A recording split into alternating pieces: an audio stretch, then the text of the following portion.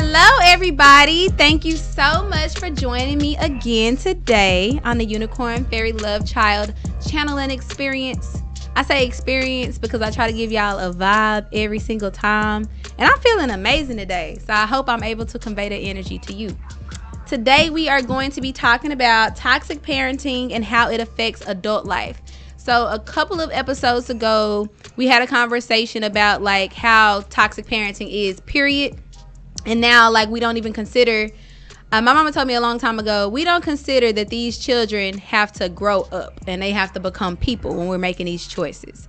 So today we have some people who have grown up from the choices that their parents have decided to make. And we're going to have an open dialogue about those things. And we have Jasmine from Jazz by Jazzy. Hey. Amazing soul. She's my soul sister. We are like two peas in a pod. And then we have Mr. Brown, who is also a man who wears many hats. You know, the Matchbox Tony podcast, the collective of Matchbox Industries and all that jazz. Everybody's umbrella. And I'm so happy and so blessed that they decided to join me today. I really appreciate y'all. Thank you for having me. This is a very deep topic, so I want everybody who's joining us today to understand that, like, we're not trying to convey a negative energy at all, but we are also going to be very real with our words, because at the end of the day, the information that we give y'all on the UFLC channel is always used for your growth and for our growth and for us to facilitate conversations that might not happen if, we didn't put the bug in your ear. So let's get this thing jumping. So let's start at the beginning. What is considered toxic parenting in y'all's opinion? Man, I rode the train coming here thinking about that. I was like, I want to define toxic before I get on air and talk about it for myself. And I don't know if I have an actual definition, like just since we're live, but I would definitely say that the toxic traits that you can get from parenting, which would be negative aspects of you, your personality, perspectives, aren't always on purpose.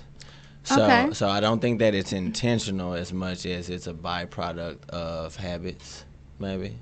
What do you think, Jazz? I can agree with that in some sort, but I think when I think of, like, what is toxic, it made me reflect, like, when I experienced it growing up, what did I picture it as being? So to me, I would feel it's being disrespectful towards your children. I think a lot of times we don't think that, we think they're kids, so you just do what I tell you to do. But I think being disrespectful, being negative, I think being jealous. I mean, a lot of times you come into that jealousy, envious. I think resentment. Yeah, resentment. So I think all of that kind of plays a part in being toxic to me. Man, I totally agree. I want to ask you, can I ask questions? I mean, don't get crazy. Tell me if I jump ahead, because you got notes. So if I jump ahead, you can stop me. Let's do that. Okay. Cool. So since both of y'all's descriptions, I feel like all of those things are kind of a matter of perspective, because what's negative to you, right. if you tell it to us, we might be like, oh, that's right. normal. Exactly. And what you consider to be on purpose, because I feel like everything we do in life should be purposeful. So if we are saying something and it's like, oh, I didn't mean to hurt your feelings, but shouldn't you really be considering my feelings when you're speaking to me? Or the respect aspect, because like you said, there are a lot of parents who don't necessarily feel like they should be disrespectful to their children, but they don't necessarily feel like they should respect them. Because respect your elders, right? Like that's what we, especially in minority communities, we get, well, this is your grandma. So no matter what, you do what she tells you to do. You do what she tells you and to do. And don't ask her why. No matter how she tells you to do it. No matter how you feel about what she's asking you to do. And I feel like that's when things become toxic, because we put people on these pedestals that say, you are my mother or my father, and you don't make mistakes. So when you tell me to do something, I can't question it. And when you make me feel a certain type of way, I think that's how I'm supposed to feel, because you're my parent. So you obviously wouldn't do something on purpose to hurt me. So I think that's a big deal that we really need to get into when we're talking about that aspect. And when you said actions and things like that, language plays a big role in that. Big time. Because the way you speak to your children is how they speak to other people, whether we know it or not. Right. Even if you say, that's not my baby. My baby won't do that. Yeah. Or if you say, do as I say, not as I do. Right. Like, just because you see me firing up a Newport Right. and taking a shot, you don't need to do that. Yeah. But as a child, I want to be you. Mm-hmm. Because Right. you are the person that I'm modeling myself after. So I think that's when we're talking about parents doing their best. Should we blame a parent who, like you said, is not doing it on purpose for doing their best and it having a negative outcome? I don't think so. Really? I don't. Just from my personal experience, From parenting or from it's being full parented? circle now, so Okay. I'm pretty sure that's where the degree changed. Because I did feel like a victim at one point.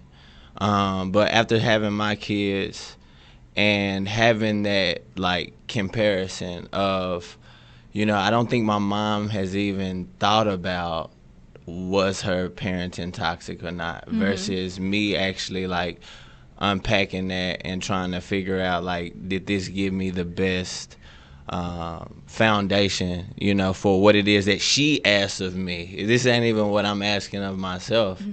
That's what kind of brought it full circle to me, to be like, okay, is it her fault that no one trained her to be as methodical with parenting as I am with parenting, because her lack of being methodical is what made me methodical It with made parenting. you kind Does of that make take your sense? parenting more seriously, Big time. or more purposeful and what's it called when you're doing something with Premeditated. about your parenting because sure. of the mistakes your parents made. I feel that For way as sure. well. What about you, Jess? I can agree with that, but I think if the conversation ever comes and you like, Mom, I didn't agree with this. Mm-hmm. If you as a parent can't say, well, you know what, I made mistakes, I apologize, and not, well, I did the best I could. It's like Going on about your you business. kind of Stop like asking me questions. dumb down what I'm telling you. Like, Right. I feel like that negatively affected me, and it's just like, well, I did the best I can, so take it. So I feel like if you can have that conversation to where you can say, like, hey, I feel like da da da da, and it's, well, I apologize, then I think It's super real. I think that, like, created a fold of the conversation, because now you've got, okay, and because I'm on that train with you full-fledged. You've got, okay, before you knew versus, okay, now Now I've you should be addressed it. aware. 'Cause Right, I've addressed right. it. How do we move forward now? Exactly. Yeah. I mean, but at what age? Because we're gonna get to the adult part of like pulling your parents' card. But I feel like what you were saying in the beginning, when you realize, when your child realizes you're becoming toxic to them, they might be 6 years old, and they say, "Mama, I don't like when you yell at me." As a parent, is that time for you to address how you're talking to your child, or do you say, "Oh, you're only 6, you don't know any better. I'm gonna keep talking to you to want to"? I say yes, simply because I've had times where, like, I've snapped at Jalen. Wait, how many children do you have, and how old I are they? have 4. So Okay. I have Jalen, he's 11. London will be 7 Sunday. Ace is 2, and Phoenix is 7 months. Okay. So with Jalen, I was young. I was 17. So I was kind of, Feeling it out. The blind leading the blind. I'm like, baby, look, we doing it together. But I've had, times where I maybe snapped at him, or I didn't realize the tone that I spoke to him. And he said to me, even younger than 11, he was like, Mama, after we both went through our Calm emotions, down. he'll come to me and he's like, Mama, and I'm like, what's wrong with you? Well, Mama, I didn't like how you said whatever, and I'll let him go, and I'll reflect, and then I'll go back and I'm like, well, I ain't mean it like that. I apologize or whatever. So I feel like, but that may be because Of I how you- saw like what you were saying, what how happened Vincent to was me. saying. Yeah. Yeah. So I just feel like you have to be open when you're parenting, and if your child comes to you and tells you, Don't I brush didn't it like under the rug. yeah, don't brush it under the rug. So I think you have to respect them, because at a certain age they know, what they like, what they don't like, or What's how appropriate and something what's made not. them feel. Yeah. So I think whatever age, they can voice to you what they didn't like. And maybe the depth of your reflection is based off of how old they are. Yeah. Big time. Yeah. Big time. Because if it's like, okay, because I have 9, 10, and 6. And if my 6-year-old says, you made me sad, she can't articulate to the level at which my 10-year-old says, I was upset because you said this, then you did this, and then the next day we did this. So my conversation with my 6-year-old might be, why do you feel sad? Oh, because you didn't let me get 5 blueberries. You only let me get 3. Right. Then it's like, okay, well, I'm sorry that made you feel sad, but you had already had this amount of this, and this is why you only got this. With my 10-year-old, it might be, you're upset because I did this. Let's talk about how all of these things go together so that the next time we have this conversation, it doesn't have to escalate that way. Right. Because at the end of the day, both of their emotions are relevant. Right. But the way that I address them in my reflection might be different because, like you said, with your 11-year-old, y'all might be having a conversation and it turns into a full-out argument because he's old enough to articulate to you how he feels. Whereas with a 6-year-old, they might hear a tone of your voice or your octave go up and automatically shut down. Yeah. And I think it's important that when we are parenting them from small children, that we open those doors. That it's not when you're going through something, you need to deal with it on your own, or you don't feel like uncomfortable addressing when I say something to you. So it's not like, I'm so scared of my mama that if I say something about it, she gonna beat me. Like, that's something that I never ever wanted my children to feel. And it's not because I got beat as a child, but my dialogue with my mother was so genuinely open. Yeah. Now, there were times where I would feel like she wasn't necessarily understanding what I was saying, but it might have been my delivery because I've struggled with my communication, like, since I was small, like, getting people to understand what I'm saying. Yeah. Same. But it was never, you are a horrible person, you're shutting me down. It was like, you just don't get it, mama. Like, I'll try again tomorrow. Yeah. And I didn't fear her that I couldn't come to her. Now, when I came to her, whether she could digest it or not, that's not something that different. but at least different. You knew you could go to her with whatever it was that you wanted to talk about. So why do you guys? I think this brings up a whole nother topic. That's the whole vibe. Yeah, I think that's why the village whole thing is very important and communities are important because we're talking about, I don't think anyone's mom or dad does that to them on purpose versus they don't know how to process those emotions for themselves. Or process the extenuating things that are going on around them. Or what's important, Because at the end of the day, there are a lot of parents who feel like the only thing I have control over is my children. Exactly. Right. So if I'm angry at my boss, I can come slap around my child. Exactly. If I feel like I'm not happy with my body, my child is the reason my body looks this way. Right. I want to spend more money. I can't spend this money because I'm having to buy stuff for my children. So I'm going to take it out on them.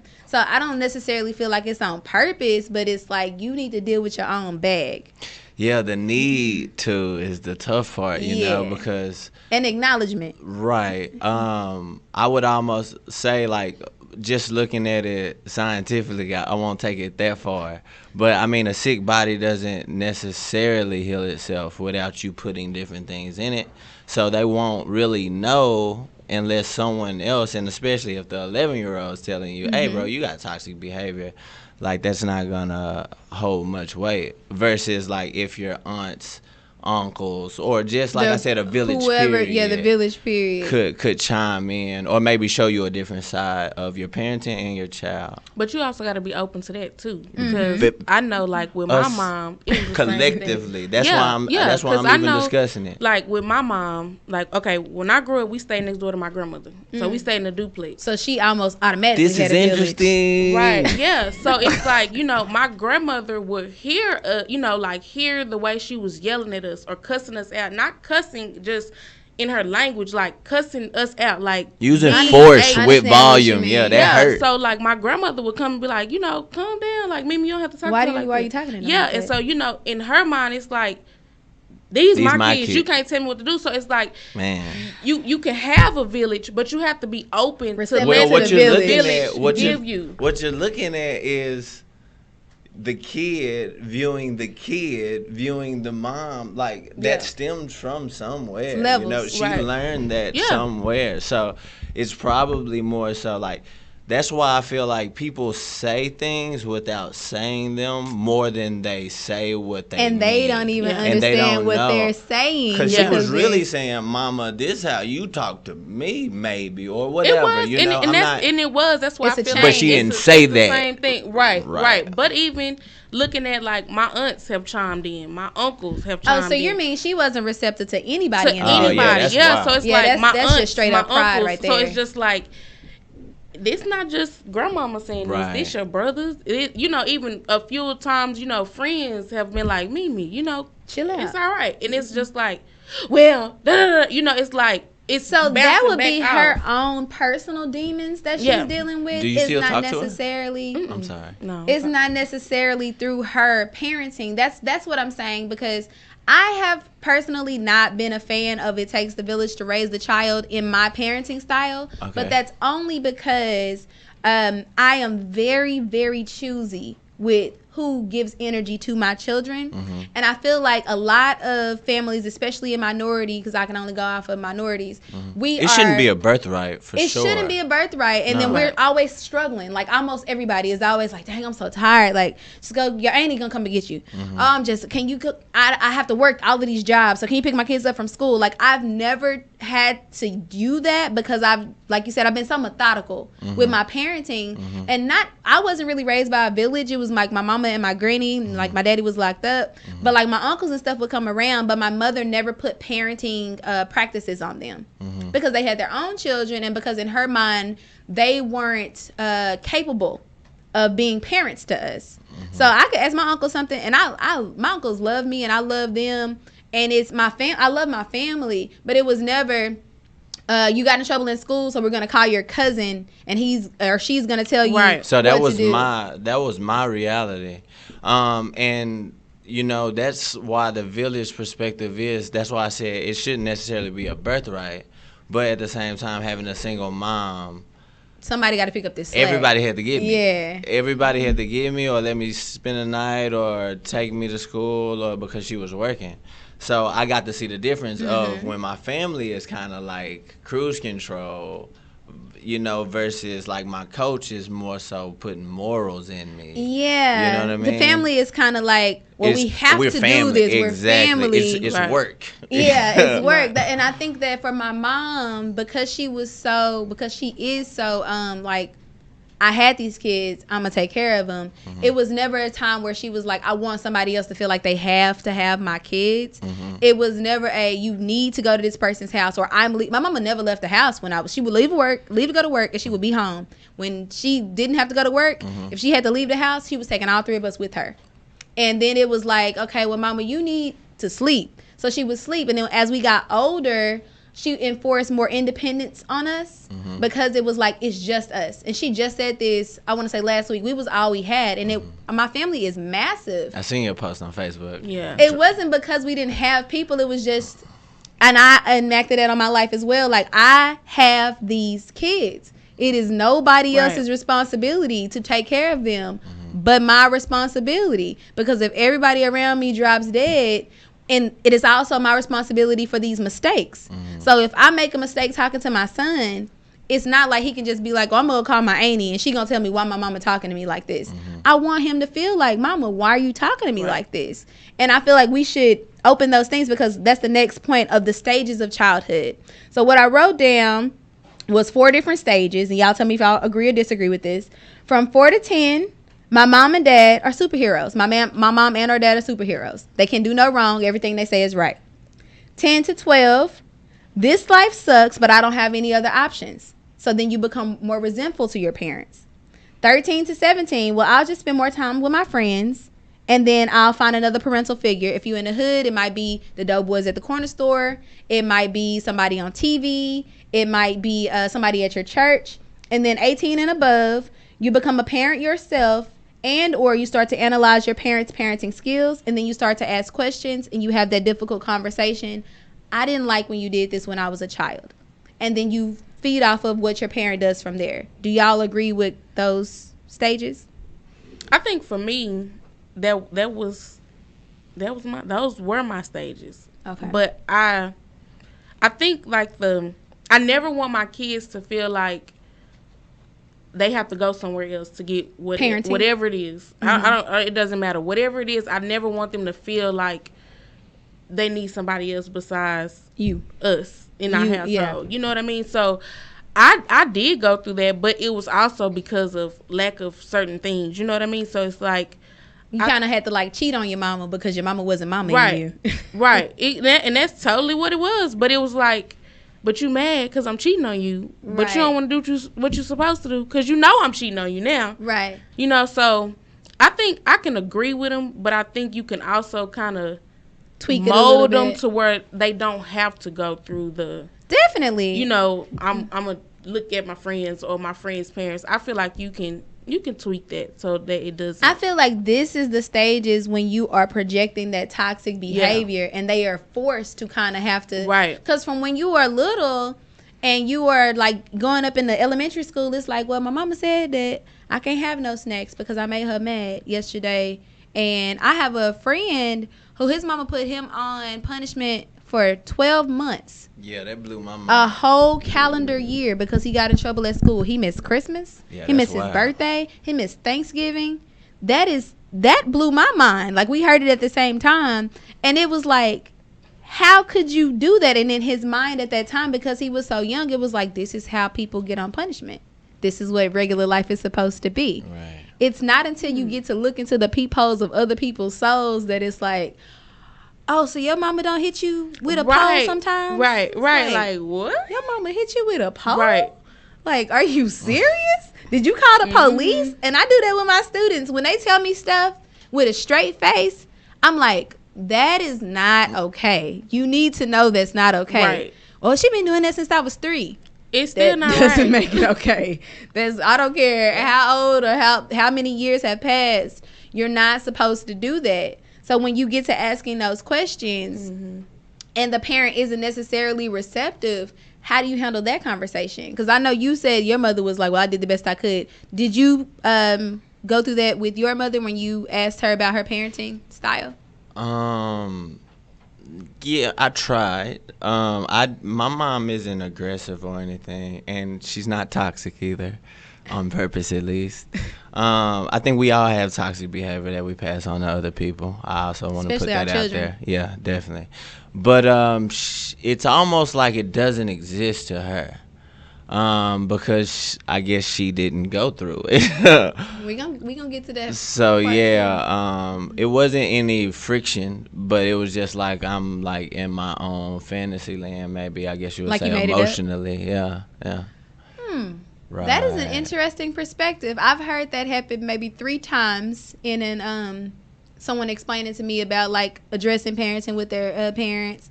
I know someone in particular who he went through something really traumatic as a child, someone close to me, and he explained it to his mother, and she said that didn't happen. Right.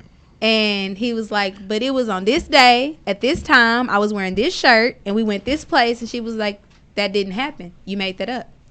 And I was listening to the conversation, and I was thinking, one, she could honestly believe that didn't happen. And like you said, he's living in the fantasy land. Or she could she could recall it herself and just not feel like talking about it. Right. So can you force someone to be accountable for their behavior? I don't think so, man. Especially if it's someone as a parent that you share a bond with and you love so much. I don't think so, period. I don't think that changes it. No. I feel like if you can't even accept what I'm telling you, how can I hold you accountable for it? You know, when I say hold you accountable, I feel like if you just be like, okay, well, not like you said, she was like, no, that didn't happen. So how do you hold her accountable? Because she's saying, no, it didn't happen. I mean, but in that case, anybody who doesn't want to take accountability for anything can just say, I don't remember. Well, I'm just not fooling with you. So, because that's just where I was. It was just like, it had become so toxic. I had a panic attack one time. And it was just in that moment, I was just like, I can't keep doing this, because it's like I was like depressed.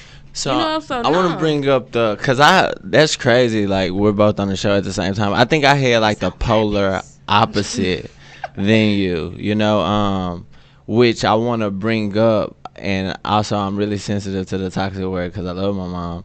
But I mean, think we that can use a different word that you're more No, comfortable no. with for your account. it's framework for everyone. Okay. I think I'm one of the few people that has the unique situation, so I can, we can use the word, but I just want to say that. You don't think your mom is toxic?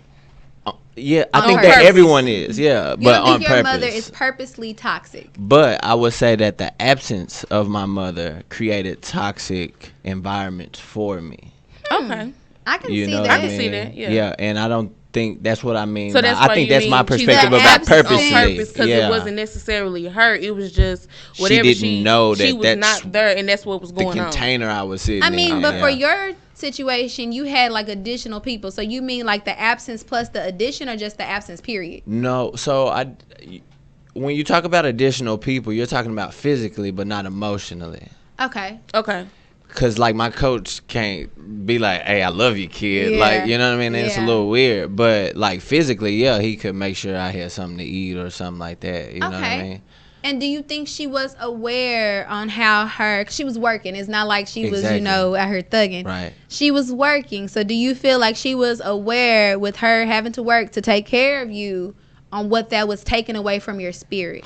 I don't think she was until like the red flag went off, and I was in juvenile. Mm-hmm. But going through the system and having to be rehabilitated, we went through casework and different things like that. Okay. That I Which also is that's really good. Yeah, I would always speak on behalf of the system and say it rehabilitated me completely. But It doesn't do that for everyone. exactly, I think I'm an anomaly for sure. I and know I a lot waited of a long anomalies. time to go to court, just like everybody else. So Yeah. like that's broke. But moving forward with what you were just talking about, like I still don't think that she light went off to be like, hey, I did something should wrong? be more present.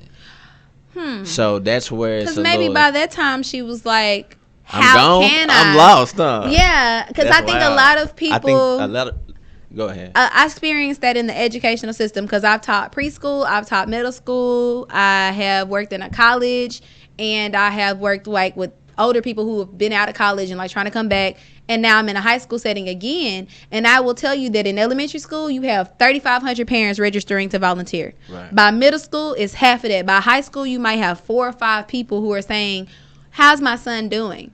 How's he crazy. feeling? Can I come on the field trip with y'all? That's not a thing because they feel like a lot of parents, especially in minority groups, we're so tired that it's like, boy, I just need to get this boy to 15 so he Yeah. can get a job and Man. like he can be on his way out the house. I was working at 13. Same. Or it's like I just need him to graduate. I need him to graduate without getting and so somebody you pregnant or going to literally jail. Let him stream. You know, Yes. it's like, but you're no longer. You know what I mean? They- Like you say, when they in elementary and sometimes middle school, oh, I'm going on a field trip. Oh, I'm going to all the I'm parent teacher participating. conference. I You know all the friends' names. I know where by they live. Middle school, high school, you like, oh baby, you good. You don't need me. And it's like, that's still your baby. That's still your kid. You're still Like, responsible for the decisions they for make. that kid. Yeah. Yeah. That creates another conversation too. I'm serious about the public school system, and it might not be as bad as we think with checks and balances emotionally. It's definitely not, but it's like you said, your coach can't go home with you. Right. Your coach can sit and listen to you, but when it comes down to parenting, that comes from home. Right. When you allow a child to be parented at school, learning only at That's school the and not at reality of the home, majority. that too. is the reality of the majority, and that's not right. Because for me, if my children are struggling with something in school, I'm so present. I know they're all still in elementary. I'm so present with the teacher that she's texting my phone like, he missed number 3 on page 5 of the workbook. Can you go over with him at home? Most definitely. I sure can. Right. And if I can't figure it out, by the time he comes to you tomorrow, we're going to have an answer. And the same thing with my husband. If they do something while they get out of school and I'm still working, like, yeah, we're going over this on the computer. Because he hasn't taught elementary school, but he's aware enough to be like, okay, I don't know what this is, but we finna figure it out. And by the time he gets to school tomorrow, he's going to be back on track. A lot of kids don't have that option. Right. That's why I brought up the village and the collective. Because, like, with you having those kind of examples, like, that's rare. No. I'm talking about with a capital R.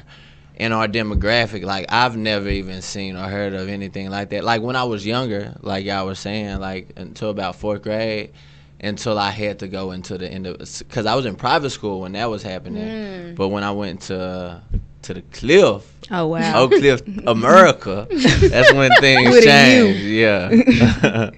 Well, I mean, so how do you approach a parent when you feel like you have been wrong? Because it sounds like both of y'all had the same delivery and got different responses. I acknowledge that they might have happened to you, but I can't help you because I did the best thing that I could.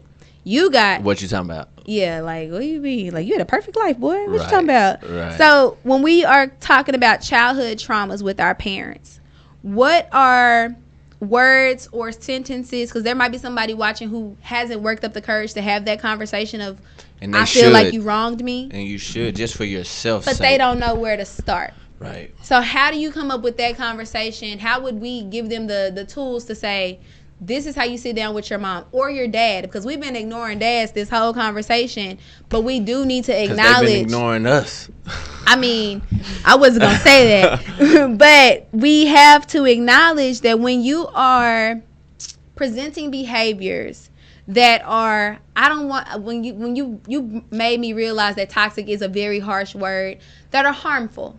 Well, They're harmful to the child or harmful to the child's psyche. Because without a lot defining it. Right. Without defining it. Because when people think toxic, they think acid. death. Death. Yeah. Triple X. Right. So, I mean, when you were addressing those childhood traumas, because I'll give y'all this. I don't really have a lot of traumatic stuff with my mama, but when my daddy was in jail until I was 14, in prison until I was 14, and when he got out, it was like, okay, now you my daddy. But he wasn't the same daddy that he was when he was in prison. Right. So, because he struggles with addiction and things like that. So his ability to touch things that are bad for him when he got out into the free world made them even worse for him. Because it didn't change that he had an addictive personality when he was in prison, because he has an addictive person. He fixates on things. So if it's a book, he'll read 100 books. If he wants to learn a language, he'll learn 5 different languages. If it's food, he'll want to try all these different types of food. So when he got out and that addictive behavior presented into drugs, alcohol, women, things that are not necessarily up for grabs in prison. I know you can get them, but I mean, not women, but still, it was like, dang, you're really you're not the same person anymore. Right. So that was a traumatic experience for me, because with the struggles that we were going through at home, the whole time he was in prison, I was like, I can't wait till my daddy get out of jail, because my life is going to be so much better. Me too. Right. And that was an unrealistic point of view, but that was me from 5 all the way to 14. Like, as soon as he get out of prison, he said, we're going to travel the world. And he said, we're going to do this and we're going to do that. And it was me at 14 having to learn how to drive a F-250 because my daddy has gotten so drunk that he has fallen asleep while we're driving. Wow. And it's going to see him as an adult and realizing, you make me feel sad. You make me feel like I'm not doing enough to help you. So it wasn't even me. It was people around me saying, like, that's not good for you because you can't save him. Right. Because that's not your child. It's your father. So when I have a conversation with him, it was hard for me. Like, I didn't have the guts like y'all did. Like, and you did this. Because to me, for him, it's not purposeful at all. Because he doesn't even realize this is bad. Mm-hmm. So if I was like, Daddy, do you know that when you do drugs, it makes me feel bad for you. It makes me worry. It makes me not be able to sleep. When I can't find you. One Thanksgiving, I was maybe 22. And I had made a sweet potato pie. No, I had made something the week before. And he said, on Thanksgiving, I want you to bring me a sweet potato pie. So I made the pie. I drove to where he was staying at that time. And they said they hadn't seen him for a couple of weeks. So I drove around Dallas at 22 years old, looking under every bridge, every corner, every alley, every hotel, looking for my daddy to give him this pie. Wow. And obviously I didn't find him. Maybe 5 months after that, I was at a gas station and he just walked up and he was like, hey, baby girl. Every time I see my father, he saw me the day before. Hey, baby girl. And I was like, in my heart, I was like, I thought you died. Like, I looked all over for you, trying to give you this pie. And he said, what pie? And I said, you told me to bring you a pie for Thanksgiving. When was Thanksgiving? So if I had that conversation with him, like, you are hurting me, he would be like, no, I love you. Like, what do you mean? I would never hurt you. So how does someone approach that conversation with a parent who might not necessarily be saying it didn't happen, might not necessarily be saying, like, it's not my fault, but they literally have no understanding of the behaviors that are happening to their child?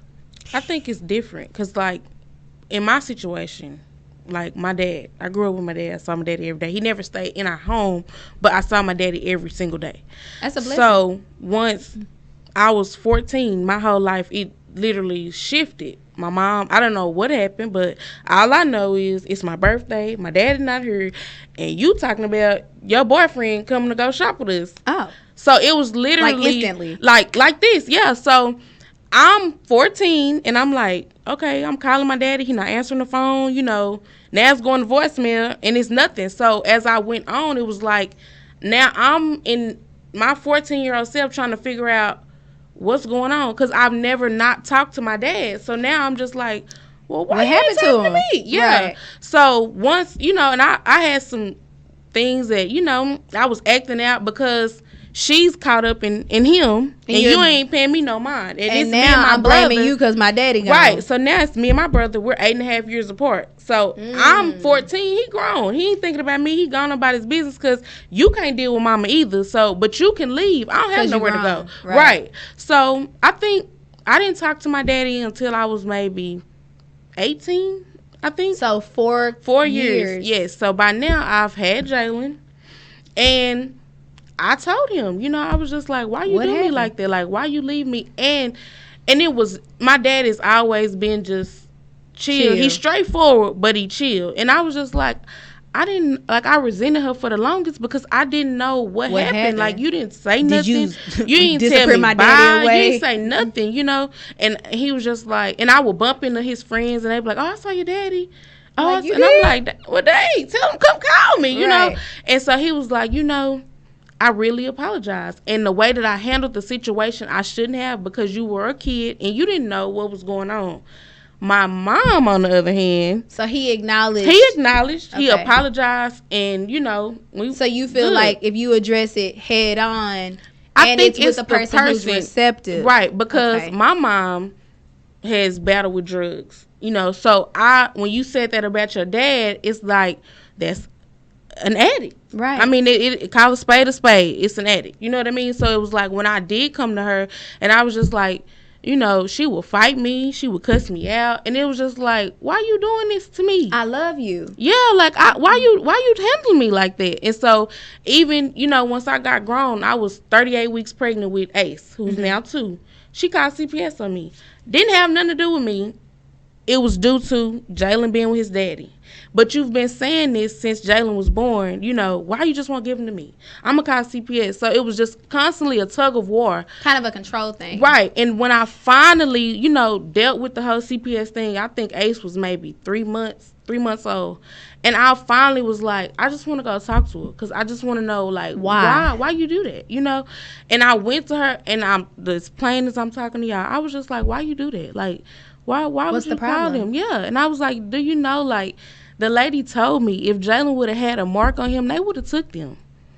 And they would have took Ace when Ace was born. And she was just like, well, Tony said he whooped him, and da-da-da-da. And I'm just like, dang, you know. Why you still handling me like and I'm this? like, I ain't even screaming. I'm talking to I you. just want to know, because that's my mom, you know. So it's and like, then you don't want to make a decision based off of temporary emotions unless you have all the facts. Exactly. And factually, she couldn't even tell you. Yeah, and it's like, even to this day, she cannot own up to it. And it's just like, just say, I messed up. I shouldn't have did it. I did do it out of spite. So when you say, like, with your mom, you feel like it wasn't on purpose. You feel like in my situation, it was purposeful. Like, you purposely did that to hurt me. I'm gonna be honest. Like, when you bring up addict, like, you're talking about something totally different. That's what I mean by addiction is a mental thing that's presented in physical ways. Huge. Right. It's supernatural, to be honest. Yeah, you know I agree. So that's what I mean by on purpose. So, like, I guess that's my turn.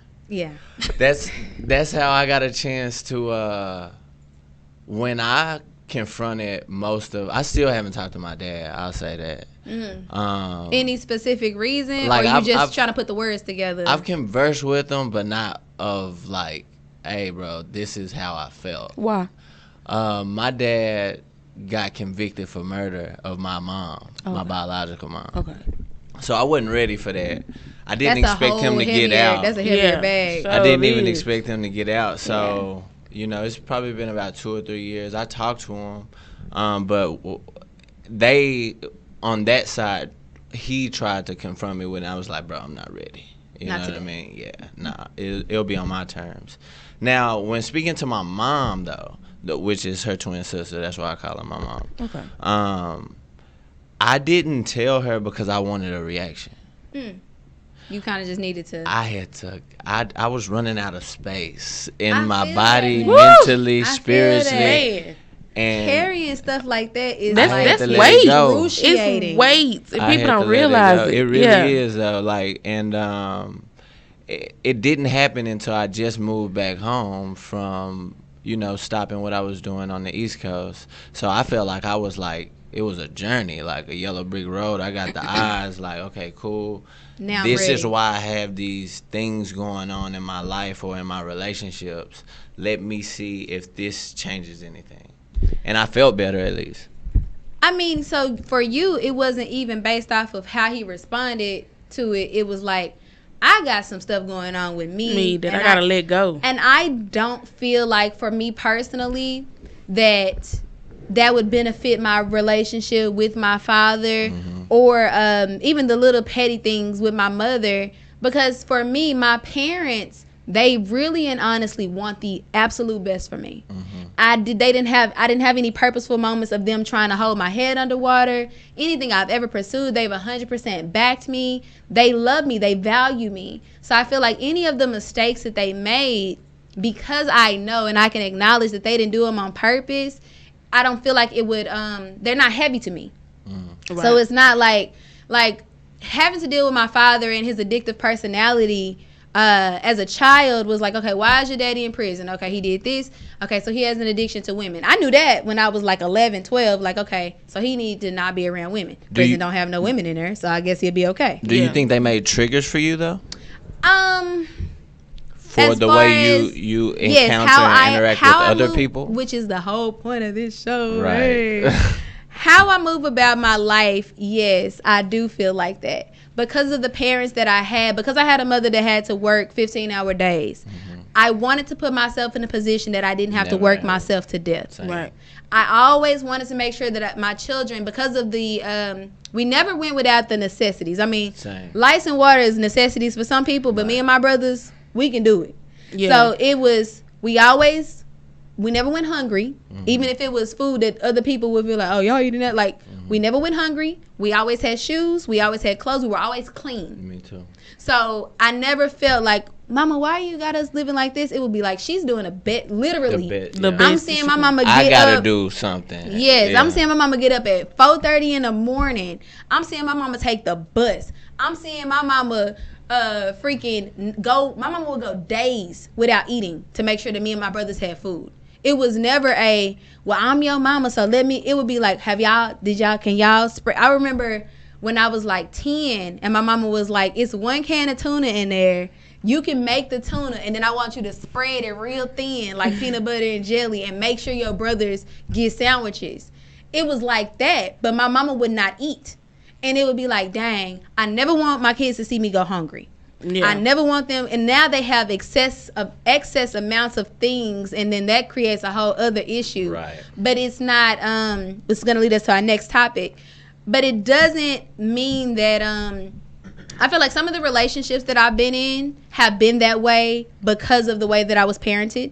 I felt like I stayed in bad situations because I have 2 parents who said, never give up on someone.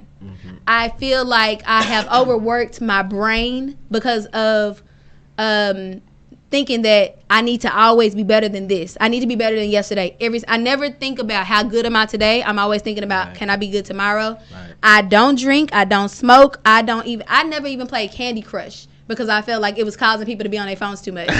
because I feel that I have a predisposition to addiction. Right. Me too. Yeah. So if I start anything that becomes addictive, I'm like, I'm not going to be able to stop. So then I don't. And I don't want anything to have control over me. I also am very weary about who I allow in my circle because my mother is like a broken bird hospital.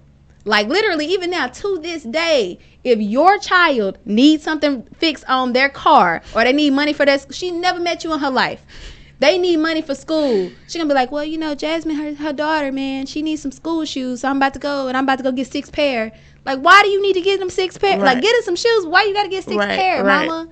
And then she'd be like, because, you know, Jasmine doing the best she can. And, like, I got this. I can go get it for her. And then the following week, it's like, well, mama, why you didn't get this? Well, I ain't really had the money to fix that if you didn't buy 6 pairs of shoes for this person that you never met. So I am very weary of allowing people to get close enough to me because I have that kind of spirit. Like, I want everybody around me to be good. Yeah. So I have to be weary of who's around me because some people gonna make sure they good before they ask you, are you good? And I don't want that type of energy.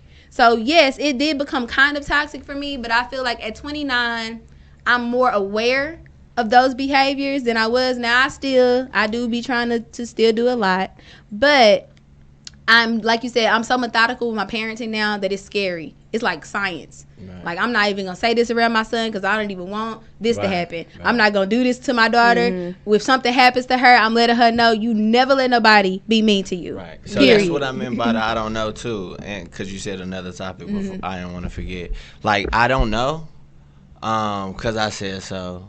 Those little taglines, like, that's toxic. Yeah, that's obsolete to me. Like, I don't know, don't work. Like, ever. Like, as a parent, I mean, I'm not gonna judge people that's their kids, but me personally, if I'm talking to your kid, I'm not gonna tell your kid I don't know. We're gonna try to figure it out or together. Figure out something that's gonna figure it out. Or I don't have to tell you nothing because you a kid. Right. Yeah, and I think when you do that, you subconsciously teach your children they're not good enough. To kind of just, you know, whatever somebody does is just like, it's whatever. Oh, okay, yeah. And like, I know with me, I always have to do a whole lot of reflecting because I think that's for any parent, even if you are not a product of toxic relationships. And I know with me, I feel like I do it a whole bunch just because I know what it felt like. Would you call yourself a single parent? No, she's got a whole husband. Okay, no. cool. So it's the reason why I asked is because that's interesting because, like, I did grow up with a single parent, and a lot of single parents don't get time away to recharge. Yeah. But you know what? I feel like that's tough. Yeah, we just had this conversation because every day. Before, I'm like, I can be in the bathroom and Ace got his hand up under here, under the thing. And I'm like, girl. I could only imagine. We literally just had this conversation because, like, okay, like their dad, he's very hands-on, but they will literally walk right past him. Mama, no. But that's my kid. That's just a mama kind of thing. But I still 2-parent, 1-parent household. Yeah. They just, whatever parent they feel can help them like, at that time. Yeah, and so it's like, even with that, y'all. I still find ways, like, because he's a truck driver. So a lot of times he's not even at home. He's over the road. So I'm not a single parent, but sometimes it's only one of us in the house, you know. So I'm like, listen, y'all go up in there, find y'all something to do, and I just need to reflect. I need some me time. I need y'all go and find something to do. So I can understand, but I think I just do it because I don't ever want them to feel not even an ounce of anything that I ever felt growing up. That's stressful in itself because it'd be like, I'll be sitting down and like I might have a conversation because a lot of like what you said, some of the things that we give to our kids is not on purpose. Like my children, they all 3 of them act like me in some aspect, but it's like sometimes I can look at that and be like, I'm so glad that they know how to do this, and sometimes it's like, dang, I wish he wouldn't have said it to the lady like this. Like my oldest son, he speaks to people exactly the way that I spoke to people before I had knowledge of what speaking to people does.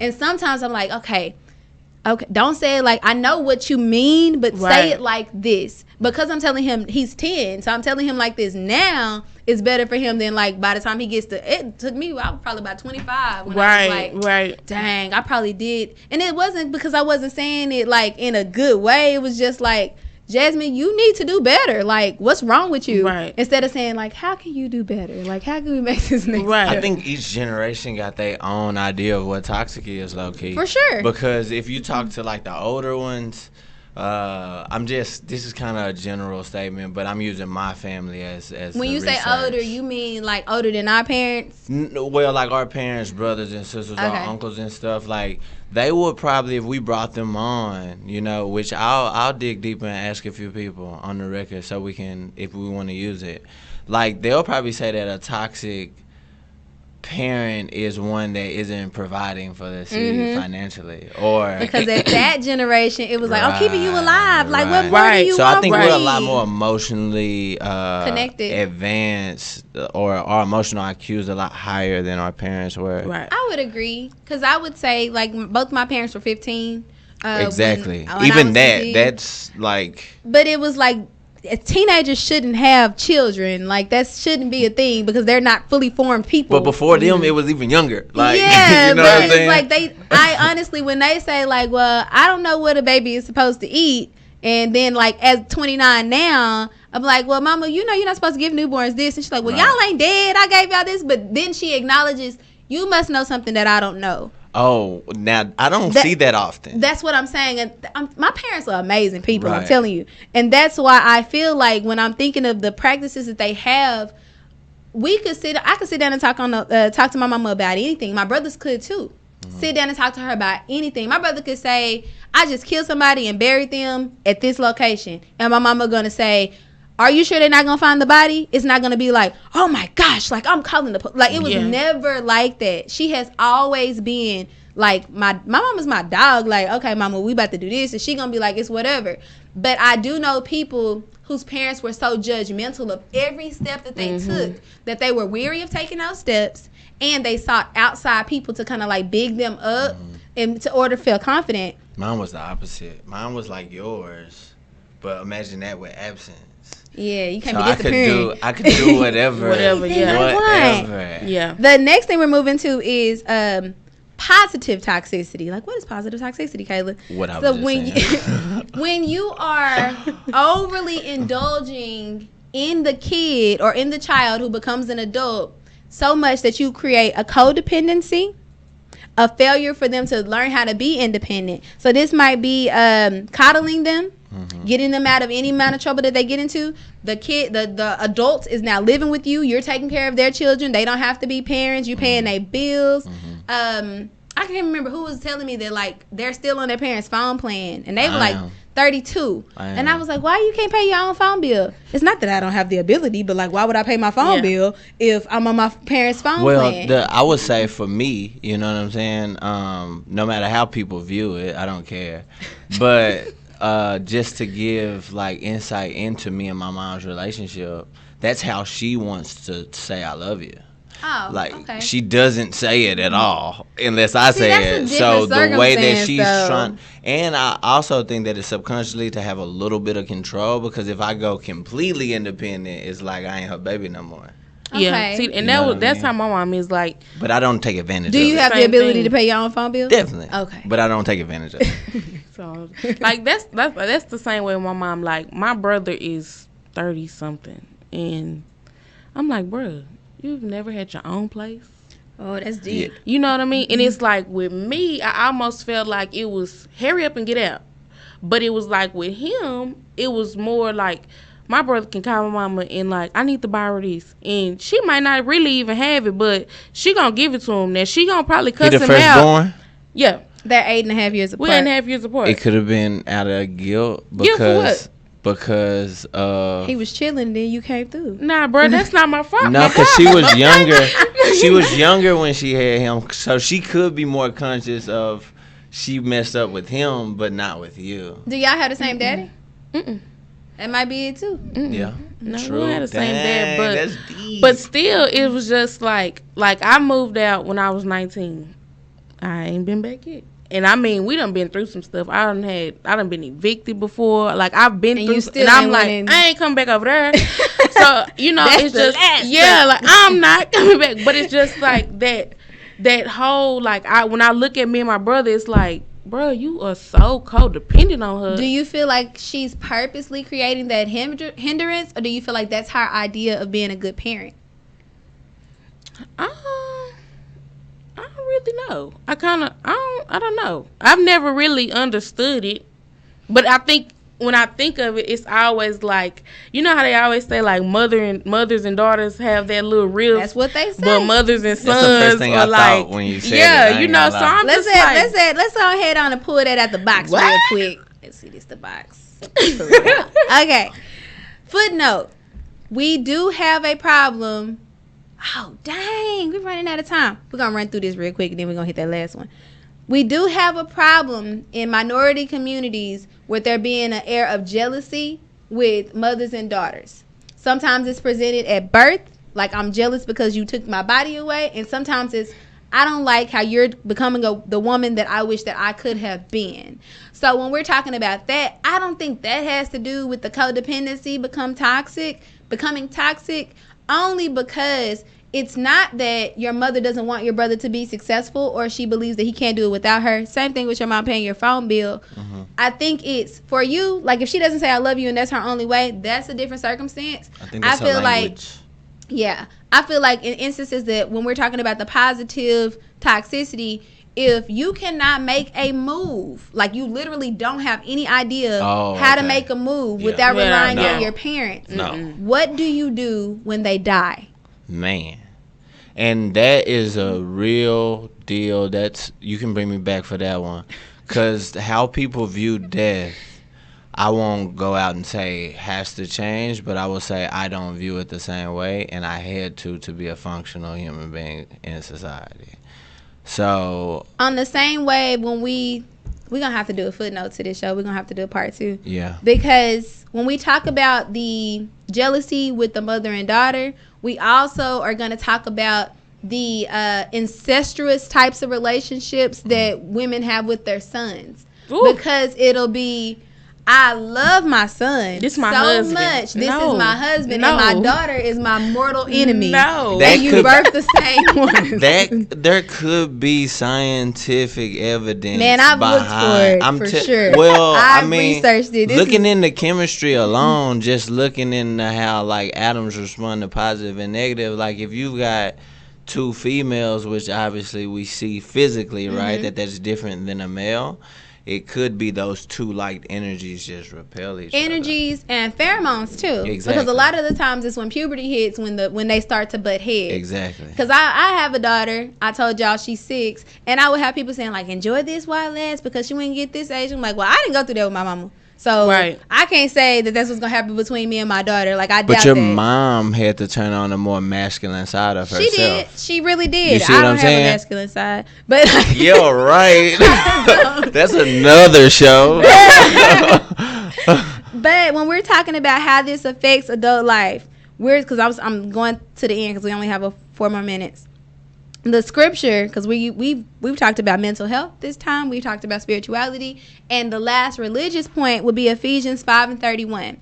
When a man leaves his family, he leaves his mother and father and becomes one with his wife. He leaves everything behind him. So we have, in that positive toxicity feeding into that, we do have situations where the parents can't let the daughter go, and the daughter is still like, well, if I get into it with you, I'm just going to stay at my parents' house. Or if the son is like, well, my mama make better sweet potato pie than that, so I can't do that. Okay, or well, get your mama recipe. My mama said that a woman is supposed to only wear dresses. Or I had a friend who was falling madly in love with this man, and they're both 28 and 29, I think. She was falling madly in love with this man. When his mother got wind that he was getting into a deep relationship, she sabotaged the whole. She called this girl. I've seen that from. She called her and she was like, "You not." She didn't say you wasn't good enough for my son. She was like, "My son likes his eggs this way, and he told me you made him this other way or something like that. He came all the way to my house so he could eat eggs." And like they had some type of sexual dissolution thing going on. He told his mama about it, so she brought it up. And I'm telling you, this was deeper than what I was prepared for. That is wow. And she was like, "Well, I cannot be with you if you're gonna let your mama come between us. Like we supposed to be building our own life." And he said, if I gotta choose any woman between a woman and my mama, I'm choosing my mama. He went with his mama. They were like almost engaged to be married. Wow. That shook my whole And you know, spirit. that's crazy because I always see people like, you know, I don't trust, you know, my husband mama or my boyfriend mama, whatever. But it's like when I think of like my boyfriend's mom, like She A1. baby, that's my dog right there, you know. And But it's you like, know, God that, might she have given you her. I really because feel he knew. yeah. Definitely. She's always wanted a daughter, and I've always wanted that. You know what I mean? So yeah, All right. crazy. We are definitely going to do a part 2 to this. It That was won't be fun. called the same thing, but we are definitely going to touch on that beef between the mother and daughter. We're going to talk about the incest between the mother and son. Like, even if it's not sexual, it's still incestuous. And still going to follow up with that Ephesians 5:31 if y'all want to do some homework before we see each other again. Thank you so much for joining me today. Thank y'all for coming. Thank you. And I'm looking forward to next time. Bye.